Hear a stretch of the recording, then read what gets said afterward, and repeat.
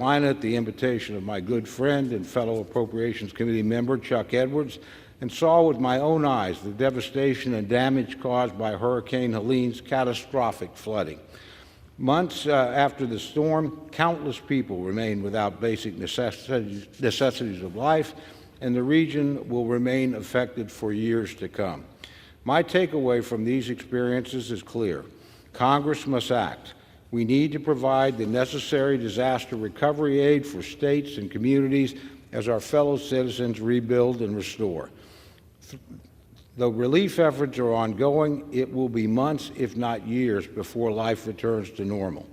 Additional investments necessary to provide needed assistance to our fellow Americans.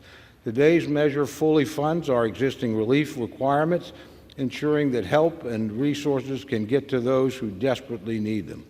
Rural communities, particularly our farmers and ranchers, are facing a tough farm economy and the aftermath of multiple disasters, and these are prioritized in this legislation. While there's still a long road ahead for recovery efforts and rebuilding, this aid will mark a vital step forward. For these reasons, I urge all of my colleagues to vote in support of H.R. 10515, and I thank you, Mr. Speaker, and reserve the balance of my time. Gentleman reserves. Gentlewoman from Connecticut. Mr. Speaker, I yield myself such time as I may consume. Gentlewoman is recognized. I rise in strong opposition to this continuing resolution.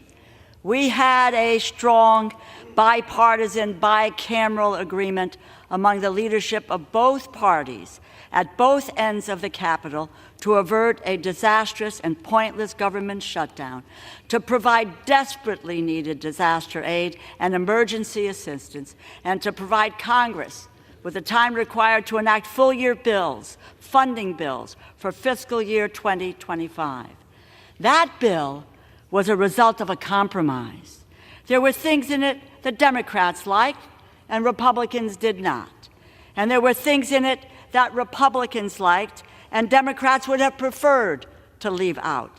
But that is the nature of government funding bills. They require compromise and the support of Democrats and Republicans that we in the House and Senate need to have in order to become a law. That was true throughout the 118th Congress, despite Republicans' repeated and failed efforts to write extreme and partisan funding bills, and that will be true in the 119th Congress as well. Yes, we were on the cusp of an agreement to move this country forward. Yesterday, a multi-billionaire with apparently no working knowledge of government or of appropriations, a self-appointed president of the United States, Elon Musk, issued a marching order for House Republicans to go against their own elected leadership and shut down the government. Soon after, Congress was on a fast track to a government shutdown. House Republicans are responsible for any harm and uncertainty brought upon the American people, and should some get their wish for a month-long government shutdown, they will be responsible for cleaning up their mess come Inauguration Day. We are in completely unprecedented times. The world's richest man, an unelected contractor reaping billions in government contracts, is calling the shots in the Republican Party. Who is in charge? And at the behest of the world's richest man, who no one voted for, the United States Congress has been thrown into pandemonium. We had a bill on Tuesday that was the result of a year and a half of work in which had the input of Republicans and Democrats, their interests, their concerns, the needs of their constituents. This bill has no such bipartisan input, and we are considering it in mere minutes after it was released. It removed key provisions to limit the power of pharmaceutical companies. It abandons our bipartisan efforts to ensure American dollars and intellectual property are reinvested in American businesses and workers, instead of fueling the Chinese Communist Party's technology and capabilities. It includes a 2-year raising of the debt limit. What does that do? That serves to allow Republicans to cut taxes on the ultra-wealthy like Elon Musk, raise deficits on the backs of the American people. We must immediately return to considering the bipartisan, bicameral compromise legislation.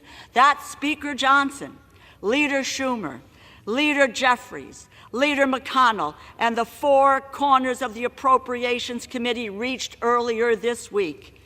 We must unequivocally reject the illegitimate oligarchy that seeks to usurp the authority of the United States Congress and of the American people.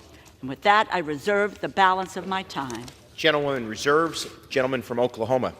Thank you very much, Mr. Speaker. Mr. Speaker, I yield to the gentleman from North Carolina, a member of the Appropriations Committee and a good friend and valued colleague, Mr. Edwards, for 5 minutes. Gentleman from North Carolina is recognized for 5 minutes. Thank you, Mr. Chairman. Thank you, Mr. Speaker. I rise in strong support of the American Relief Act.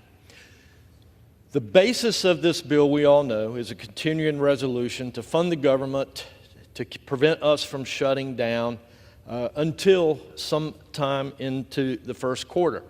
Now, I admit, I think we all know a continuing resolution is not the best way to fund our government, nor to be responsible for our taxpayers' dollars. We have an appropriations process that should work, and to the credit of Chairman Cole, that did work through the Appropriations Committee, and I certainly appreciate the Chairman's strong leadership in getting us through that. And it's noteworthy that he pointed out the Appropriations Committee by itself does not get to determine how we fund our government. We've got many needs and necessary reasons to keep our government functioning. The American people are counting on us. Our military, our border guards are counting on us. Our enemies are watching. We all know North Korea, Russia, China, and others do not have to face issues such as a government shutdown. And also, keeping the government open is critical to the district that I represent in Western North Carolina.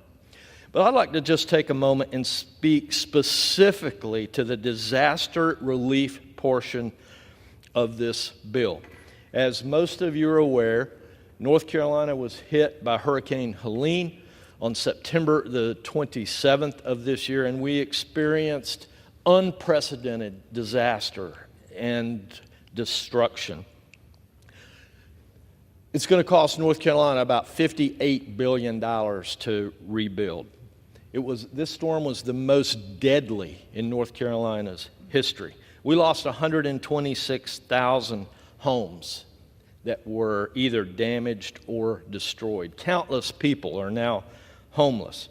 I want to thank Speaker Johnson for personally visiting Western North Carolina, getting his boots muddy and seeing what we were dealing with there. I'd like to thank Leader Scalise for visiting Western North Carolina, and Chairman Cole also took time to come down. Many other members were there.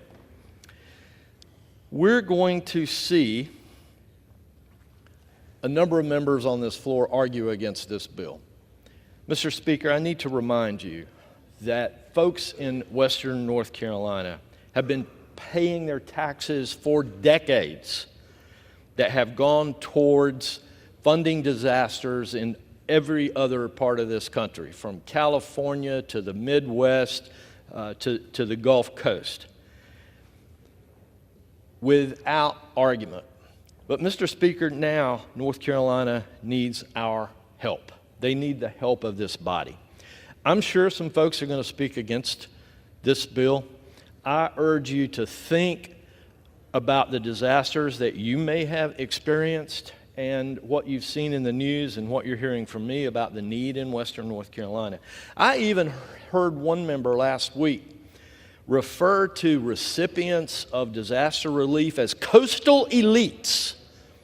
I represent about 783,000 people in the mountains of Western North Carolina, and I can promise you not one single one of those is a coastal elite. Those are hardworking, tax-paying Americans that deserve the help of this body at this time. And I urge passage of this bill. I must also say that I'm disappointed, even though there's $110 billion in here to help begin to rebuild my great state. There is a provision for private roads and bridges that was stripped out of this for some reason in the last moments of pulling this bill together.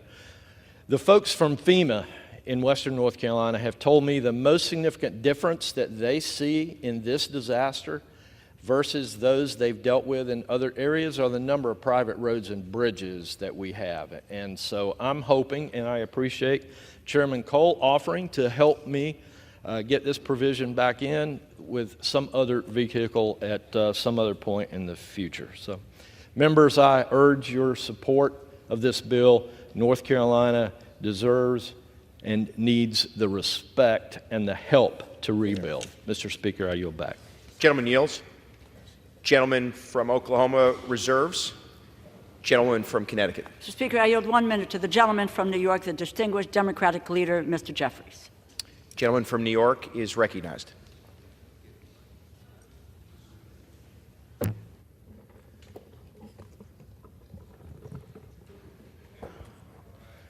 Thank the distinguished gentlelady from the great state of Connecticut, our top Democrat on the Appropriations Committee, for yielding and for her incredibly strong and steadfast leadership during this process.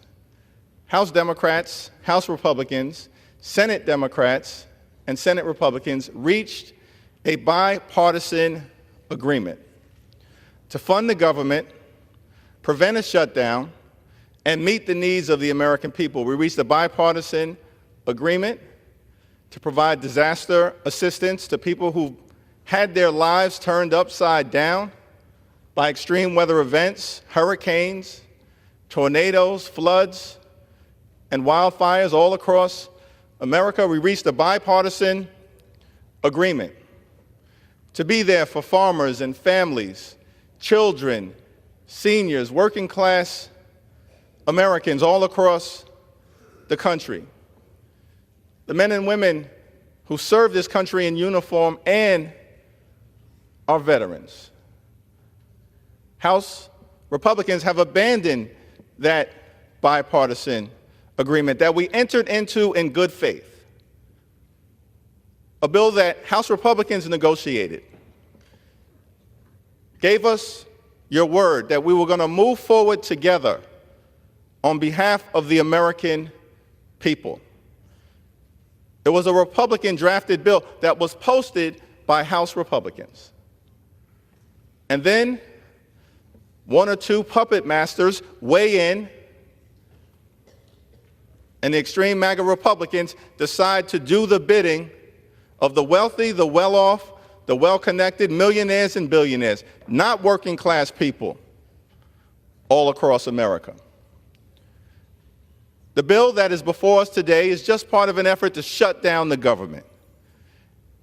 Unless we, as representatives of the American people, bend to the will of just a handful of millionaires and billionaires, because the provisions in this bill, particularly as it relates to suspending the debt ceiling for 2 years, are designed to bring about a massive tax cut, unpaid for wealthy donors and for wealthy corporations, for millionaires and billionaires who clearly some in this Congress are working for. And this bill is validation for it. Now, what's been interesting to me is that for decades, the Republican Party has lectured America about fiscal responsibility, about the debt and the deficit. It's always been phony. This bill proves it.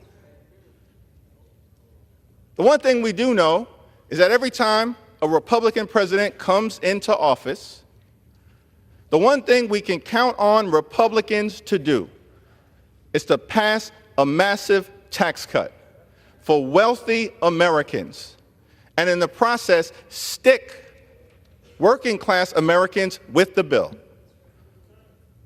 by raising the deficit and the debt. That's what happened in the 1980s when Ronald Reagan was president. The biggest thing that he did was pass a massive tax cut for the wealthy and the well-off, paid for by working families and middle-class folks all across the country. Didn't do anything for middle-class Americans. Didn't do anything to stimulate the economy. This whole notion of trickle-down economics. Come to the conclusion that trickle-down economics simply means that middle-class families, that working-class Americans may get a trickle, but they're guaranteed to stay down. That's what your economics are all about. Massive tax cuts for the wealthy and the well-off under President Reagan continued into President Bush. Bill Clinton comes to office, inherits a significant deficit, and under his stewardship, President Clinton turns a deficit into a surplus and passes that surplus to President George W. Bush, the so-called party of fiscal responsibility. And once again, we see the same exact playbook. Republicans inherit a surplus, and they immediately blow it to pass massive tax cuts for the wealthy, the well-off, and the well-connected, not provide relief to working class Americans. A tax cut in 2001, unpaid for, and then a tax cut in 2003, unpaid for. And they continue to run up the debt and the deficit, prosecuting two failed wars. The so-called party of fiscal responsibility want to lecture America when your record speaks for itself. President Obama comes in after mismanagement related to the prior administration, including helping to trigger the Great Recession, inherits a deficit from a Republican president of $1.5 trillion, as well as the Great Recession. And working under the leadership of President Obama, Democrats in the House and the Senate get the situation turned around, and over an 8-year period of time, reduce the deficit by $1 trillion, from 1.5 trillion to 500 billion. Progress under Democratic leadership as it relates to getting America's fiscal house in order. And then Donald Trump comes to office and again follows the same exact playbook. After failing to take health care away from millions of Americans, the Republicans turned their attention to the GOP tax scam, where 83% of the benefits went to the wealthiest 1%. Why? To subsidize the lifestyles of the rich and shameless. And in the process of doing that, borrow $2.3 trillion added to our debt, explode the deficit, so-called party of fiscal responsibility. In fact, this debt that we're dealing with, that Democrats are taking seriously, that Republicans have no interest in being responsible around, that's what this 2-year suspension of the debt ceiling is all about. In our nation's 248-year history, 25% of our nation's debt was accumulated during the 4 years of the former president. 25%. How dare you lecture America about fiscal responsibility, ever? And then President Biden comes to office. gets big things done for the American people on infrastructure, on the CHIPS and Science Act, standing up a clean energy economy, rescuing America from a once-in-a-century pandemic, gets all of these big things done, partnering with House Democrats and Senate Democrats, and in the process, in his first 2 years, reduces the deficit by $1.7 trillion. And so we see a very clear pattern. The facts speak for themselves. Democrats are the party of getting things done and fiscal responsibility. Republicans are the party of massive tax cuts for the wealthy, the well-off, and the well-connected, which bring us to this very moment. Because this bill is designed to set up the GOP tax scam 2.0. To stick the American people with a bill so you can continue to cut taxes for wealthy donors and well-connected corporations and jam working-class Americans. That's what this bill today fundamentally is all about. That's why Republicans are suspending the debt ceiling for 2 years, the so-called party of fiscal responsibility. And in addition to these massive tax cuts, we know how you want to pay for it. Many Republicans have said this in the public domain, that we're going to end Social Security as we know it, end Medicare as we know it, end Medicaid as we know it, end nutritional assistance as we know it, not support our veterans. These are all the reasons why Democrats are opposed to this legislation. Because you're trying to jam working-class Americans again, as you have repeatedly done over and over and over again. Those are the facts. The other problem with this bill is that we negotiated in a bipartisan, bicameral way, real progress for working-class Americans, for middle-class Americans, for everyday Americans who aspire to be part of the middle class. That has been cut out of this legislation. Why would you do that? Why would you eliminate funding for community health centers? That impacts the heartland of America, urban America, rural America, suburban America, small-town America, Appalachia. Why would you cut out funding for community health centers? We're fighting for those everyday Americans. That's why we're opposed to this legislation.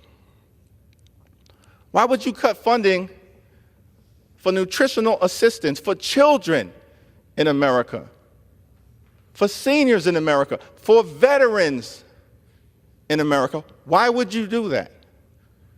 This bill cuts funding for nutritional assistance that had previously been agreed upon, and that's why we're opposed to this legislation. This legislation actually cuts a program that was designed to help children and their parents detect cancer. Cruelty is the point. Why would you eliminate that program? We're going to fight for the children of America. And so the reasons are too numerous to articulate.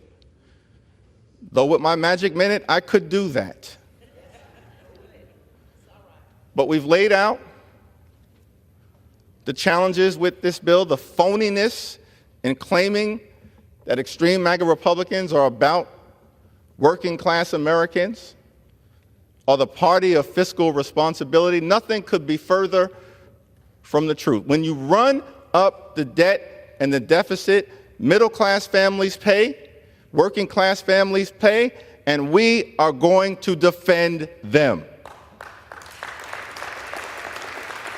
House Democrats are going to continue to fight for working families, middle-class families, all those who aspire to be part of the middle class, for the children of America, for the seniors of America, for the unions in America, for the veterans of America, for the least, the lost, and the left behind, for the poor, the sick, and the afflicted. We are going to continue to fight for everyday Americans. That is why we are voting no on this bill, and to stop this reckless, regressive, and reactionary Republican shutdown, vote no.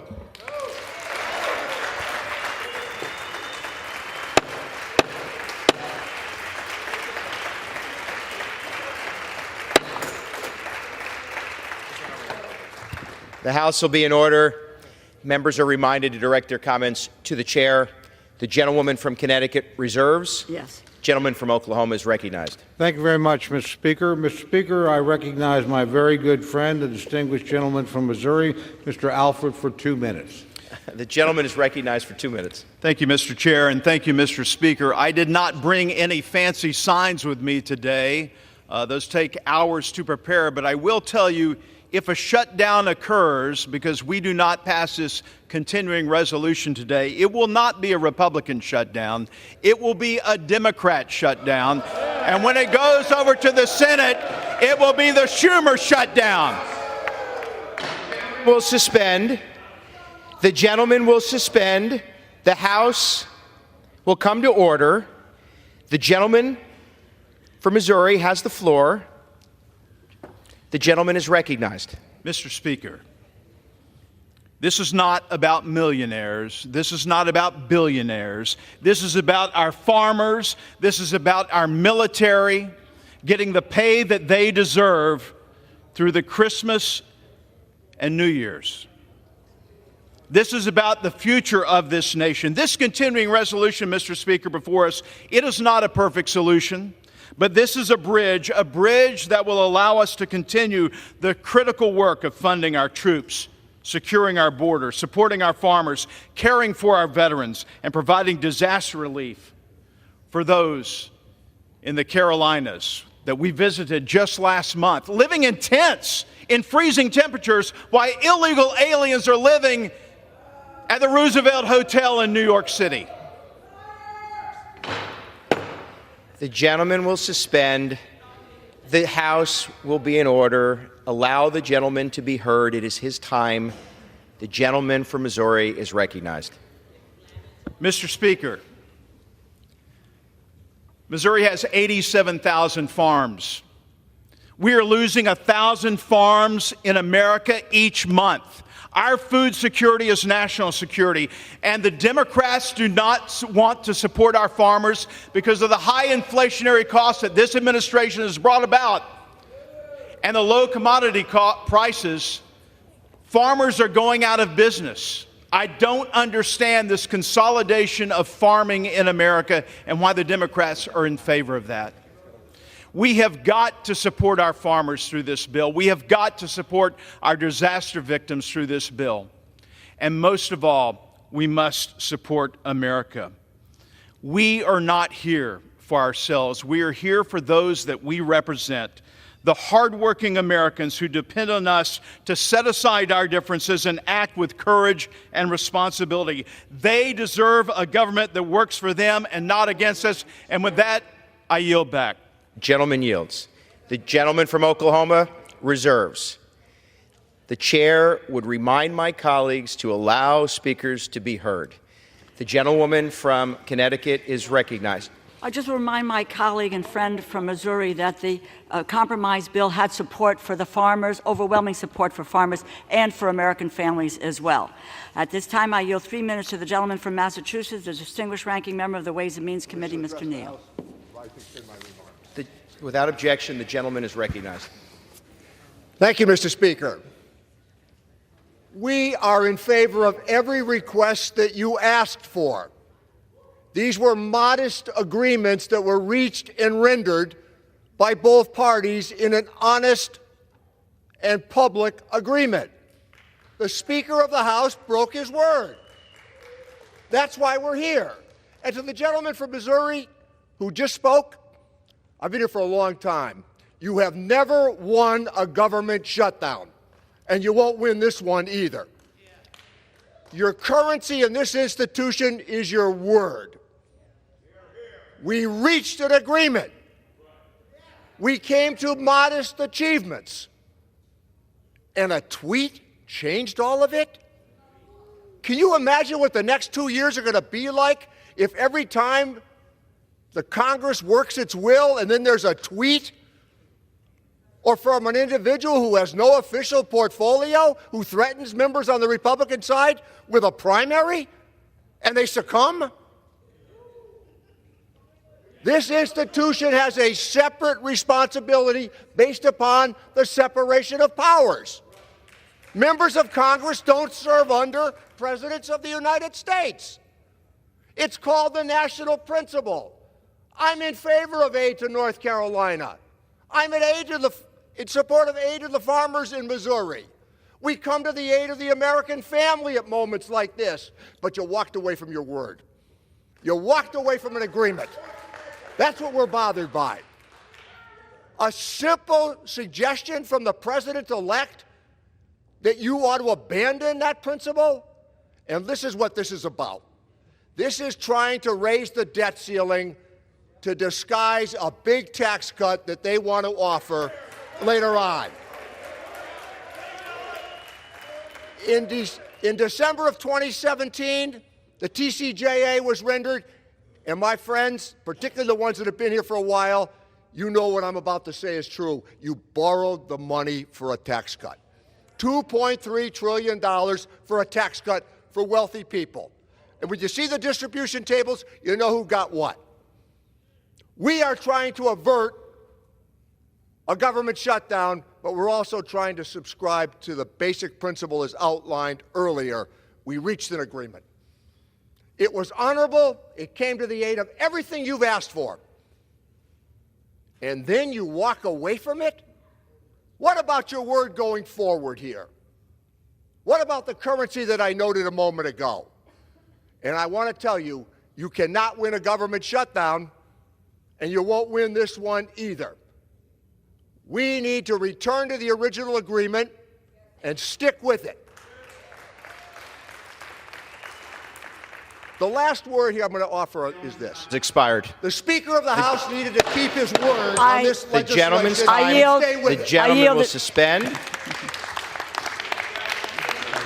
The gentlewoman from Connecticut reserves.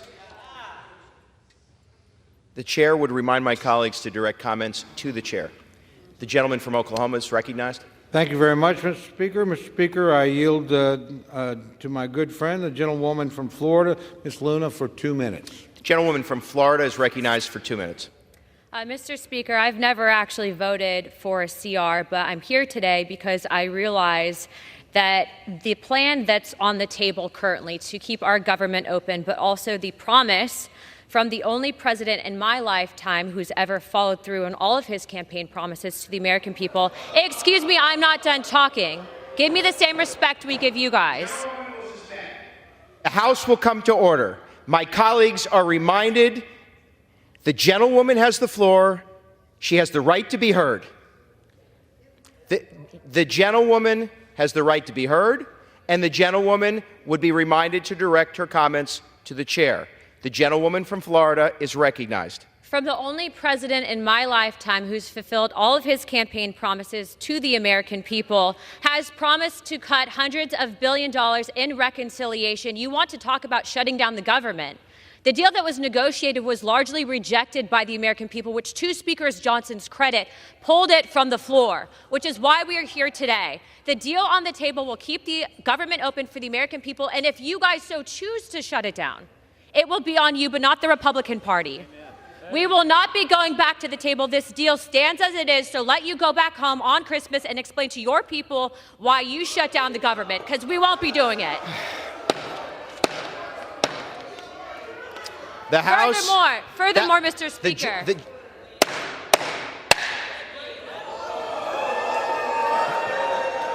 The House will be in order. The House will be in order. The gentlewoman is reminded to direct her comments to the chair. My colleagues are reminded to yield the floor to the gentlewoman from Florida. Furthermore, Mr. Speaker, the former bill had items in it to include random pandemic policies, biocontaminant research that were not in the best interest of the American people. So the deal on the table is as is. You either vote for or you vote for the shutdown, but it will be not on the Republican Party, but on Democrats as it stands. Mr. Speaker, I yield my time. Gentlewoman yields.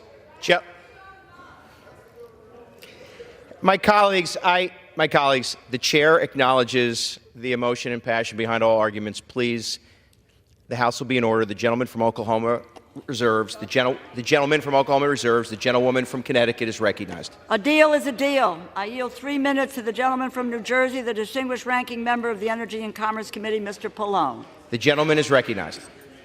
Thank you, Mr. Speaker. Have the Republicans forgotten that they're in the majority? The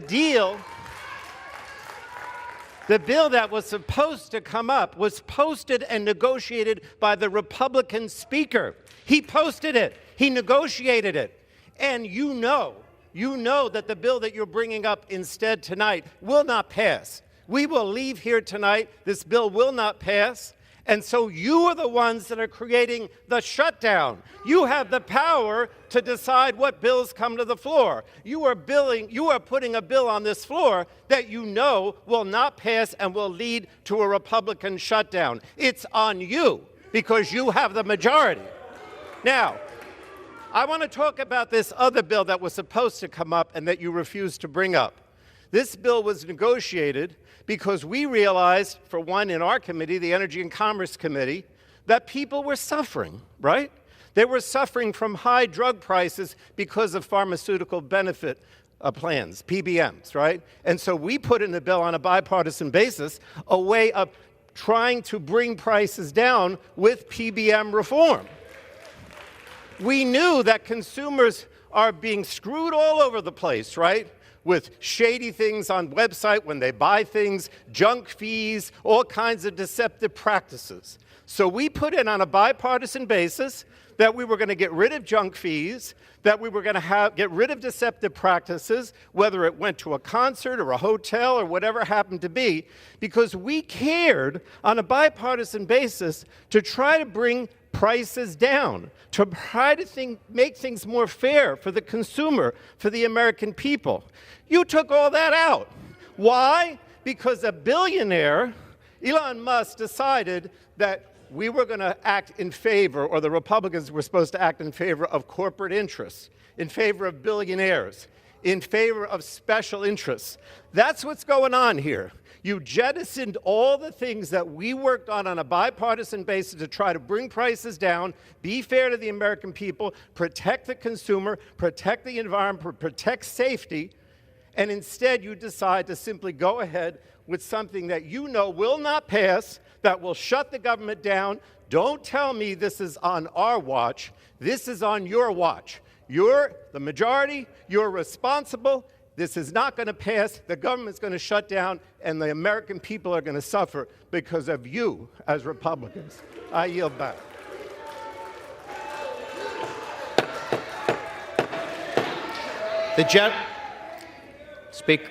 Colleagues are reminded to direct their comments to the chair. The gentlewoman from Connecticut reserves. The gentleman from Oklahoma is recognized. Thank you very much, Mr. Speaker. You know, we've had a lot of talk about what's not in this bill. Maybe we ought to talk a little bit about what's in this bill. It keeps the government open, which my friends say they want to do, and I think they're sincere in that. This does that. It provides relief to people in the various disaster areas around the country at an amount that they agree to, and we agree to, and we share that in common. It provides aid for farmers who've suffered through several years of droughts and disaster and a systemic crisis that, as my friend from Missouri mentioned, is costing us farms. It extends important health care provisions into the next year. There's nothing in here you're against. There's not a single thing in this bill that you oppose. So if you can't vote for what you're for, please don't lecture us about what, if I had this and this and this, I'd vote for it. You vote no, you're voting to shut down the government. If you vote no, you're voting to deny aid to people with disaster. If you vote no, you're voting against helping American farmers and ranchers at a difficult time. And if you vote no, you're voting to strip important provisions that are being extended into next year. Why? Because you don't want to give the next president enough time to get organized. And you want to use the debt to leverage. The extension of the debt ceiling is what we've done for the last 2 years. It's what you supported 2 years ago. There's no change in that whatsoever. So if you want to fight other things and other battles, that's great. I welcome that debate. I think it's a legitimate debate. But you're voting against a bill that everything in it you support.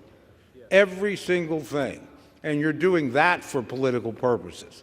So please don't lecture us about that. We present something that keeps the government open, that provides aid to people, that provides support for farmers, that extends important provisions, and you're not opposed to any of that, and yet you're going to oppose the bill. And if a government shutdown comes, and I sincerely hope it does not, please don't tell us that those of us that voted to keep the government open while you voted to let it close are somehow responsible. That's just not the case. So, I have a rule as a legislator. I never vote against a bill because of what's not in it. I vote on the basis of the bill that comes here, and then I fight for the other things that I think are important. And extending a debt ceiling that we've done for 2 years in a bipartisan fashion so you can use it as leverage against a new president is something you ought to reconsider as a political tactic. With that, I reserve the balance of my time. Gentleman reserved. Gentleman reserves. Members are reminded to direct their comments to the chair. The gentlewoman from Connecticut is recognized. Mr. Speaker, I yield 1 minute to the gentleman from Florida, Mr. Moskowitz. The gentleman from Florida is recognized for 1 minute. Thank you, Mr. Speaker. Denial is not just a river in Egypt. Let's talk about the last 2 years. It was the Democrats who raised the debt ceiling, not the Republicans last time. Many of you voted against it. It was the Democrats who kept over the government, not once, not twice, but every single time we needed to keep the government open, it was the Democrats who kept the government open. More of us voted for it than you. And all I've heard for the last couple of weeks about it, this giant mandate, landslide, trifecta. Put on your big boy pants, pass your own bill. We're only here because you guys can't agree amongst yourselves. So hold on a second. Democrats will keep government open for the American people. We will mediate the disagreements between that side of the room and that side of the room. We will do that for you, but you got to at least invite us to that meeting. So if you want us to solve your problem because you can't agree amongst yourselves, reach out. Thank you, Mr. Speaker. Time has expired. The gentlewoman reserves. Gentleman from Oklahoma. Thank you very much, Mr. Speaker. I reserve. Gentleman reserves. Gentlewoman from Connecticut. Mr. Speaker, I yield 3 minutes to the gentleman from Texas, Mr. Roy. The gentleman from Texas is recognized for 3 minutes. I thank the gentlelady. When I ran for Congress in 2018, the debt was $21 trillion. I was just texting with my son back home in Austin, who I haven't seen in quite a long time because I'm here trying to fight for him. When I got through cancer about 12 years ago, I made my promise to my kids that I would do everything I can to save this country. And what we're doing right now is to continue to double down on the things that are destroying the republic. We are going to increase the debt ceiling, not just $4 trillion, that's false. We have spent $4.7 trillion in additional debt in the last 19 months. We're going to increase the debt by $5 trillion. That's what's going to happen right here by Republicans, increasing the debt $5 trillion. And what are you doing in the same bill? $110 billion unpaid for. Because you never have any ounce of self-respect to go out and campaign saying you're going to balance the budget, and then you come in here and pass $110 billion unpaid for. On top of the $200 billion you did for WEP, you guys won't agree with that, but the fact of the matter is $330 billion. Congratulations, you've added to the debt since you were given the majority again on November 5th. It's embarrassing. It's shameful. Yes, I think this bill is better than it was yesterday on certain respects, but to take this bill to take this bill yesterday and congratulate yourself because it's shorter in pages but increases the debt by $5 trillion is asinine. And that's precisely what Republicans are doing. I am absolutely sickened by a party that campaigns on fiscal responsibility and has the temerity to go forward to the American people and say, you think this is fiscally responsible. It is absolutely ridiculous. It also turns off PAYGO. It turns off the $1.7 trillion in automatic cuts under PAYGO. Because this side of the aisle is profoundly unserious about actually reducing deficits, just as my colleagues on the other side of the aisle are profoundly unserious about reducing deficits. The entire body has been racking up debt for my entire life. $36 trillion, $1 trillion of interest. We rack up $1 trillion every 100 days. Now, what are we going to do about it? We're going to run around and talk about cutting taxes, but not doing what's necessary to cut the spending along with the cut taxes. My other side of the aisle, my colleagues will say, oh no, we got to increase taxes, but we'll do anything to cut spending. And so here we sit in the same mess. And I got to be honest, I want to remind people, this is Article 1. I yield back. Gentleman yields. Gentleman reserves. Gentleman from Oklahoma. Thank you very much, Mr. Speaker. I yield myself such time as I may consume. Gentleman's recognized. This is a great debate. Nice to have the discussion, but we're here to consider a specific piece of legislation. This keeps the government open. What my friends want to do by voting no is effectively to shut it down. This provides relief to people in need. What my friends want to do by voting no is to keep that from happening. This provides aid to farmers and ranchers. What my friends want to do, and they actually favor the amounts and what have you, there's been no change in that regard, ends that. This extends important protections for the American people. So if a bill's got something in it and you support everything that's in it, and we continue the debt ceiling that we've had the last 2 years, then I'm mystified as to how you can go home and explain that, as I wanted to keep the government open, so I voted to shut it down. It's amazing to me. With that, I reserve the balance of my time. Gentleman reserves. Gentlewoman from Connecticut. Mr. Speaker, I am prepared to close. Gentlewoman reserves. The gentleman from Oklahoma. I still have speakers, Mr. Speaker. The gentleman is recognized. Thank you very much, Mr. Speaker. I yield 1 minute to my very good friend from Ohio, the distinguished chairman of the Judiciary Committee, Mr. Jordan. Gentleman's recognized. I thank the gentleman for yielding, Mr. Speaker. This bill is real simple. This bill helps the people who grow our food. Right. This bill helps people who were devastated by hurricanes this past fall. Right. And this bill funds the government at levels the Democrats agreed to. Right. To keep the government open over the holidays. Why the Democrats are opposed to this, I have no idea. I have no idea. So let's vote yes and spend at the levels everyone agreed to. And then in 3 months, we can have the debate and figure out where we're going from there. But this is a yes vote. I yield back. Gentleman yields. Gentleman reserves. Gentlewoman's recognized. I yield. Gentleman reserves. I yield 30 seconds to the gentleman from Tennessee, Mr. Cohen. Gentleman's recognized. Thank you. There are a lot of things in here that were taken out of the compromise bill that were good for the American people. And one of the things was dish payments, where you give money to hospitals that treat the least among us, the poorest people that need health care, and that was taken out of the bill. That's cruel, inhuman, and anti-Judeo-Christian. And that's one of the main reasons why I oppose this bill, because the hospitals that take care of those people are doing God's work, and they need to be given the monies they've been given in the past, a 1-year extension, and you took that out. That's wrong. I oppose the bill. Thank you. Gentleman yields. Gentlewoman reserves. Yes. Gentleman from Oklahoma. Thank you very much, Mr. Speaker. I yield 1 minute to the distinguished gentleman, my good friend from New York, Mr. Lawler. Gentleman from New York is recognized. Thank you, Mr. Chairman.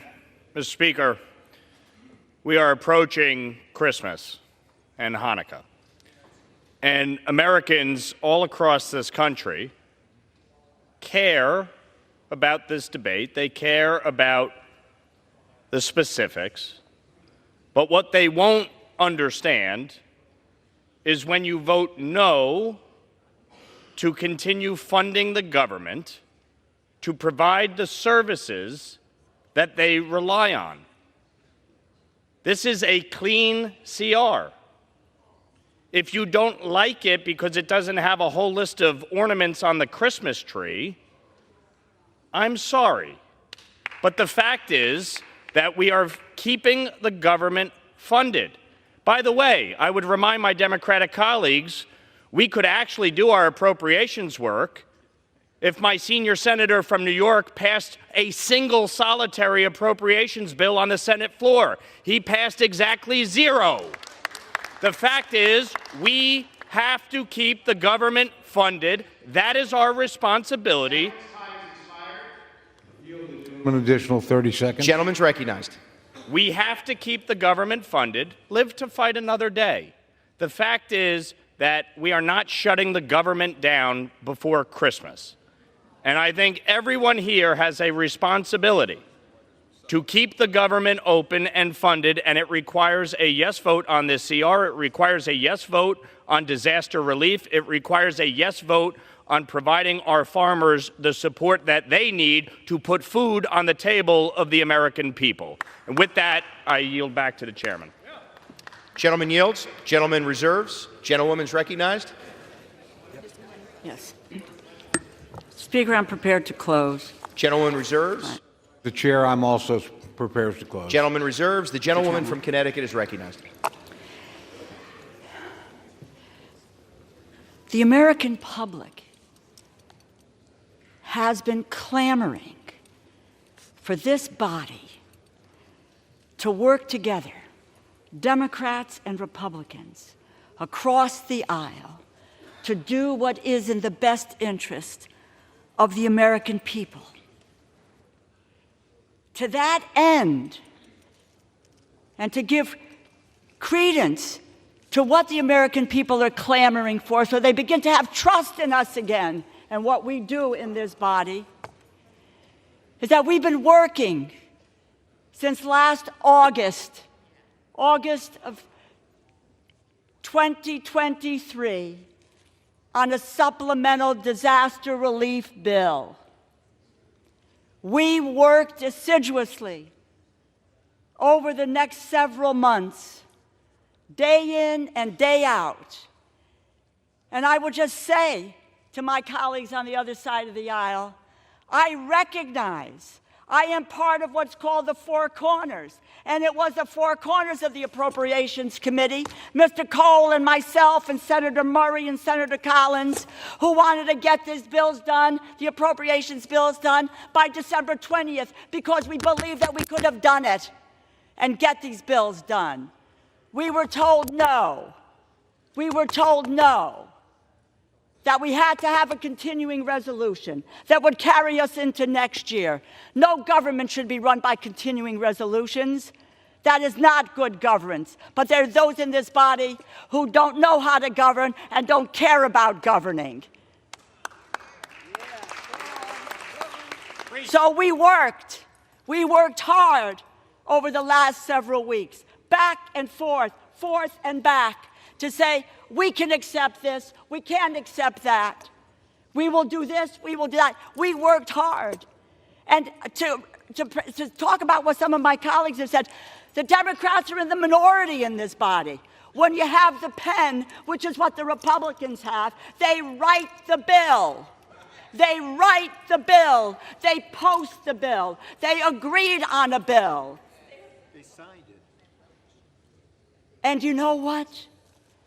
They got scared because President Musk told them, President Musk said, don't do it.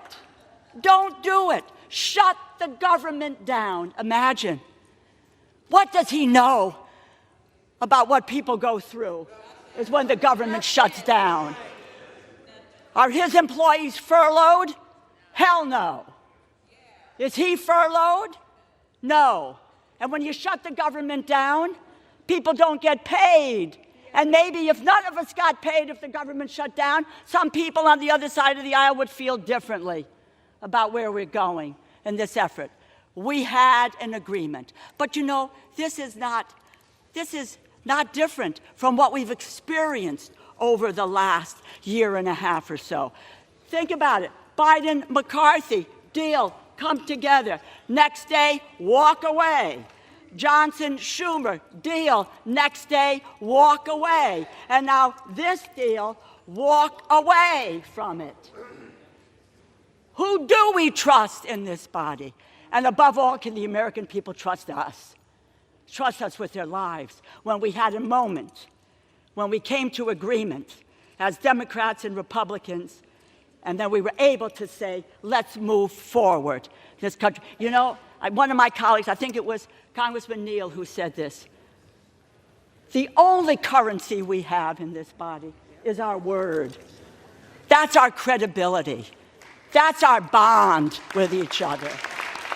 And when you break that bond, you break the ability to try to come together and be able to govern on behalf of the people of this country.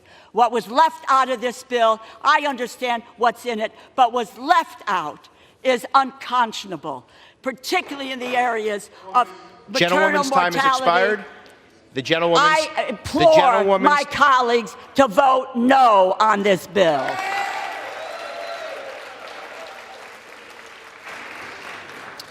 The gentlewoman yields. The gentleman from Oklahoma is recognized. Mr. Speaker, may I inquire how much time I have left? 1.5 minutes. Thank you very much, Mr. Speaker. I yield myself the balance of my time. Gentleman's recognized. It's been an interesting debate. It's been a good debate. It's been a lot of interesting points made. But the fact is, there's nothing in this legislation that you oppose. You don't oppose keeping the government open. This keeps it open until March 14th. We're going to be voting for that in overwhelming numbers. You support aid to people in distress. This bill does that. You're going to be voting no. We're going to be voting yes. We think the rural economy is in crisis. There's important aid in here for it. Aid, you support it. We're going to be voting for it. You're going to be voting against it. That's just the facts. You consider legislation one piece at a time. There's not a single thing in here that you oppose, except maybe the debt limit extension, which is the same debt limit extension you supported 2 years ago. So I urge my colleagues to vote yes and keep the government open, help people in need, help the rural economy, and let us move forward with our work. With that, Mr. Speaker, I urge passage of the bill and yield back. Gentleman yields. The question is, will the House suspend the rules and pass the bill, H.R. 10515? Those in favor say aye. Aye. Those opposed say no. No. In the opinion of the chair, 2/3 being in the affirmative,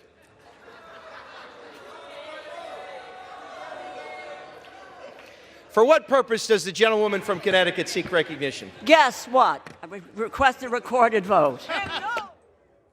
Does the gentlewoman ask? And nays. With great surprise, the yeas and nays are requested. Those favoring a vote by the yeas and nays will rise. A sufficient number having risen, the yeas and nays are ordered. Members will record their votes by electronic device. This is a 15-minute vote.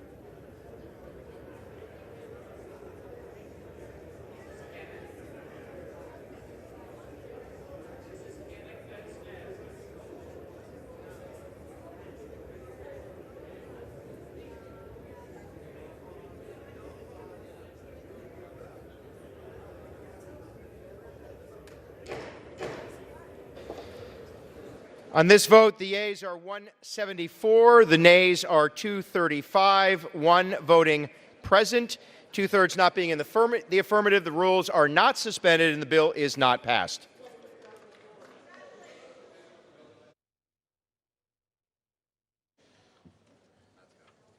Oh, thank you. Pursuant to Clause 12A of Rule 1, the House will stand in recess subject to the call of the chair.